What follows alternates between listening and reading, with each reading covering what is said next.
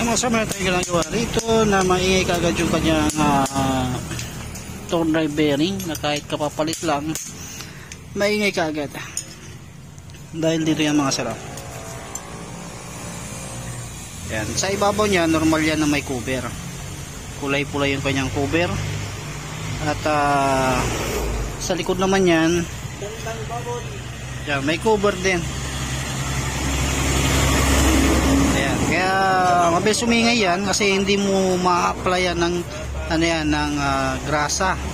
At pagkakaalam ko yan sa torque drive bearing na nilagay dito, galing ito ng Shopee. Yan yung nabibili natin na magkasama sa isang plastic. Kapag ganyan ang ilalagay nyo, pwede naman, depende yan sa pag-aalaga. Dapat ang ginagamit yung grasa dyan, yung high temp. At dapat kapag binabalik nyo o naglalagay ka ng ganyan, dapat wala siyang cover dun sa ilalim. Masyadong kita yan. Yan. Yung kulay pula na yan, takip yan. Dapat tinatanggal natin yan o inaalis natin yan. Dapat ang may cover yun nandito lang. Parang dito sa bago natin, kasi ang original mga sir, magkaiwalay lagi yan sa plastic. At ang original niyan, kung mapapansin nyo, walang cover. At sa unahan naman niya, may cover, may isang cover. Kulay itim yung kanyang cover. Yan po yung patandaan natin na ito yung bearing na to ay original.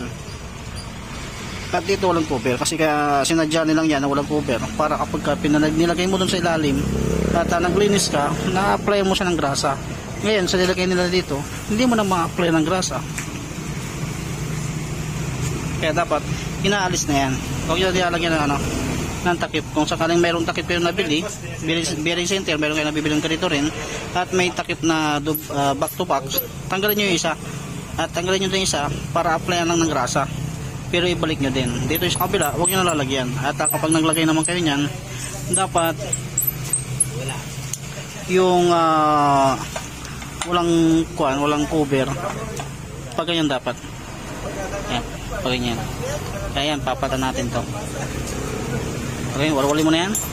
May lock pa yan sa loob bago nyo matanggal tong bearing na to. Tanggalin muna natin kasi maglilinis tayo. At nagpalit din tayo ng pulley dahil nasira kagad yung bagong bili niya. Wala pa isang buwan, sira na agad. Yan, ito mga sarap. Tanggalan na natin yung needle.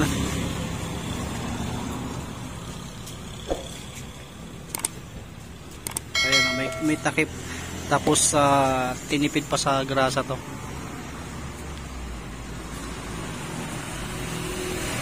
Yan, may lock pa yan may silak pa. Kaya hindi nyo kaagad basta-basta matatanggal yung bearing, kaya obligado tanggalin nyo muna yung silak, saka nyo siya pugpukin doon sa ibabaw para matanggal yung bearing.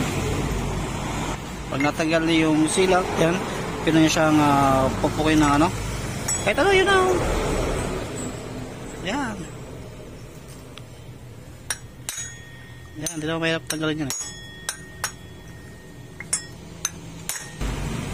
Okay, ito na yung bearing yan na nilagay.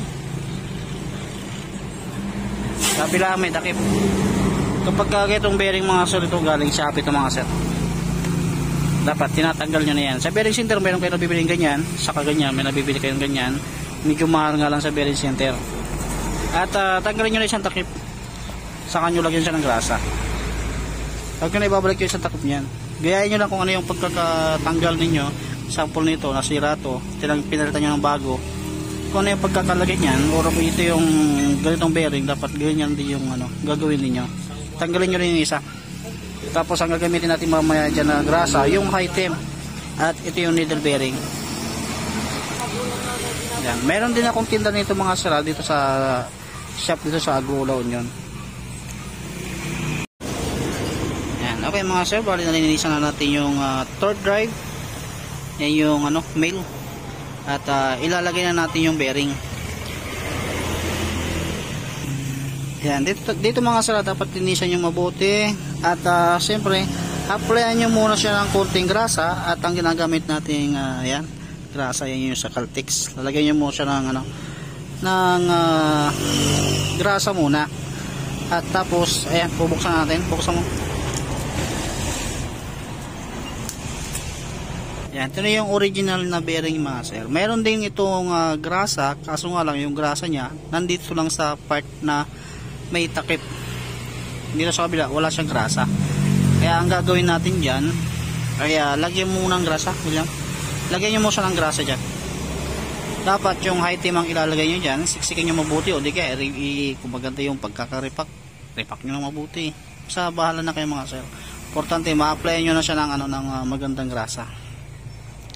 At after nyong magrasahan na, yung may takip mga sir, doon po yan sa baba. Yan, ilubog niya yan.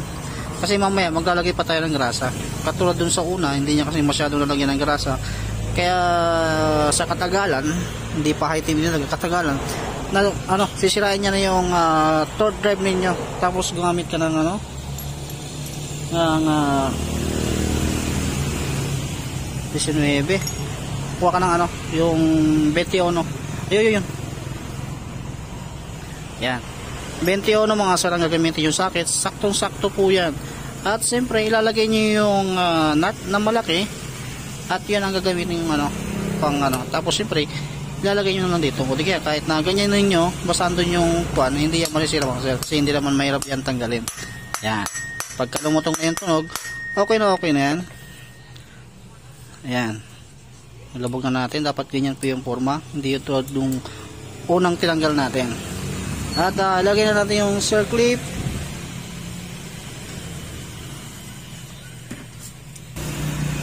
Ayan. Tapos lagyan na natin yung clip. Teka lang. Baliktarin mo. Ayan. Dapat baliktarin mo yan. Yung makinis dun sa ilalim. Okay, nilagay na natin. Dapat nakalagay yun dun sa mismong pinakakanal-kanal dun sa loob. Tapos, lagyan nyo siya ng grasa. Item ang gagamitin ninyo. Damihan nyo lang dito sa pinakaloob niya mga sir. Huwag yung tipirin sa grasa. Sa amin kasi mga sir, hindi namin tinitipid sa grasa yan kasi nagbabayad naman kayo ng tama.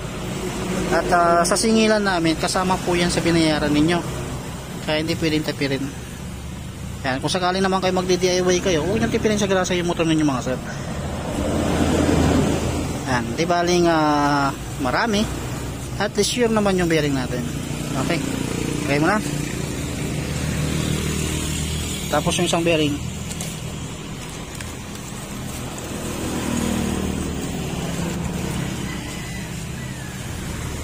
yan, ito naman yung needle bearing natin. Yung pangalan, ay makikita nyo naman dyan yung may pangalan, dapat nasa ibabaw kasi karamihan na din na na-encounter ko, baliktad yung pagkakabit. Kapag once na binaliktad nyo yan, kahit na high temp na yung grasa ninyo, itatapon at itatapon nyo pa rin kasi may guma po yan or oil seal yan. Kaya dapat pag ganyan yan, tulad nung kanina masyadong lubog na lubog, gagawin natin dito, pantay lang natin dito. 22 gamitin mo at ilagay mo rito pag ano mo yan, para yan. Tapos 22 naman yung gagamitin nyo dyan mga sir kasi hindi naman mahirap po yan ilubog. Yan, alalay pa rin yan. Ayan, sige pa, sige pa, sige pa, sige pa, sige pa. Okay na. Tapos lagyan mo ng grasa dito para sure bull na walang kawala.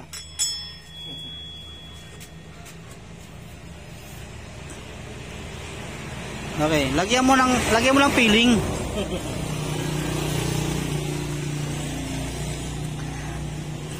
Yan, dapat maraming grasa dun sa loob mga sir. Iniiwasan kasi natin masira yung ating third drive bearing kaagad. At may iniiwasan din natin masira yung ating third drive. Napakamahal nito mga sir. Kaya dapat sure bull para hindi rin sayang o hindi rin mapabili si customer nang dahil lang sa atin mekaniko nasira yung motor ni customer. Kaya dapat kung ano yung pagkakamahal natin sa sarili nating motor, i-apply nyo na rin sa ating ginagawang motor. Yan, ganun lang. Tapos ibalik mo na, asimbulin mo lahat. Ayan, lagyan natin. Nasimbol natin yung yung male sa female na third drive. Tapos ayan, na-assemble naman na yung lining kasi nagugas tayo dyan para sureball na sureball. At pagka once na ayan, nilinisan nyo nga ng sabon, dapat lagyan nyo siya ng ng grasa pa rin yung mga tulad niyang shaft drive na yan, tsaka yung pulley para hindi kalawangin. Ilolubricate nyo siya.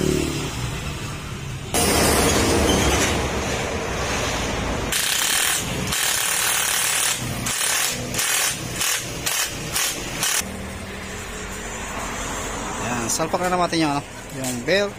Tapos test natin paikutin yung gulong kung mag-iingay pa rin.